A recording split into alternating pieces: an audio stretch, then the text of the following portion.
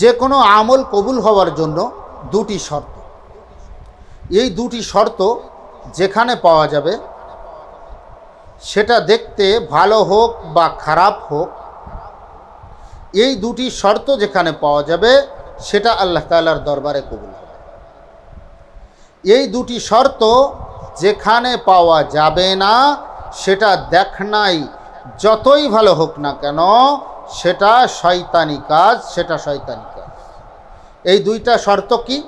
এই দুইটা শর্ত হলো, এক নম্বর রিজা বিল কযা, আল্লাহ তাআলার সন্তুষ্টি।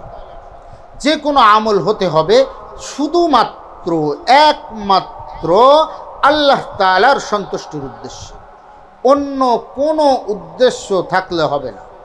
মা বাবাকে সন্তুষ্ট করা, পীর বাবাকে সন্তুষ্ট করা, গ্রামবাসীকে সন্তুষ্ট করা, নেতাকে সন্তুষ্ট করা, এটা না। একমাত্র উদ্দেশ্য হতে হবে আল্লাহর সন্তুষ্টি। আল্লাহর সন্তুষ্টির উদ্দেশ্যে করতে হবে। তাতে আমার মা বাবা অসন্তুষ্ট হোক, নেতা অসন্তুষ্ট হোক, এলাকাবাসী অসন্তুষ্ট হোক, তাতে কোনো ভ্রুক্ষেপ করা যাবে না। এটা হলো এক নম্বর শর্ত। দুই নম্বর শর্ত হলো তরিকায় রাসূল, রাসূল সাল্লাল্লাহু আলাইহি ওয়াসাল্লামের তরিকা। রাসূল সাল্লাল্লাহু আলাইহি ওয়াসাল্লাম যে আমলের ক্ষেত্রে যে পদ্ধতি অবলম্বন করছেন, সেই আমলের ক্ষেত্রে সেই পদ্ধতি অবলম্বন করা।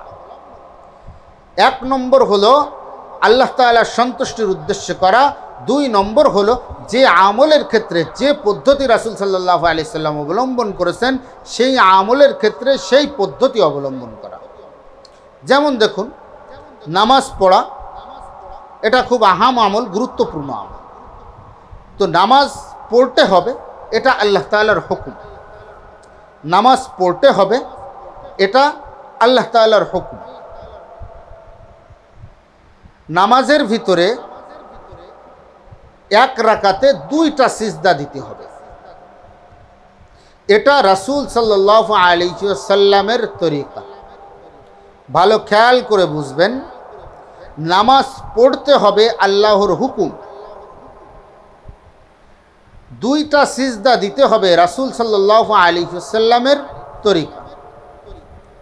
তো আপনি নামাজের ভিতরে তিনটা সিজদা দিলেন, চারটা সিজদা দিলেন, পাঁচটা সিজদা দিলেন, এখানে নামাজ পড়া ফি নফসে আল্লাহর হুকুম এক নম্বরটা পালন হয়েছে। কিন্তু দুই নম্বর যে শর্ত, রাসূল সাল্লাল্লাহু আলাইহি ওয়াসাল্লামের তরিকাই হতে হবে, এটা যেহেতু পাওয়া যায়নি সেহেতু ওই আমল গ্রহণযোগ্য না।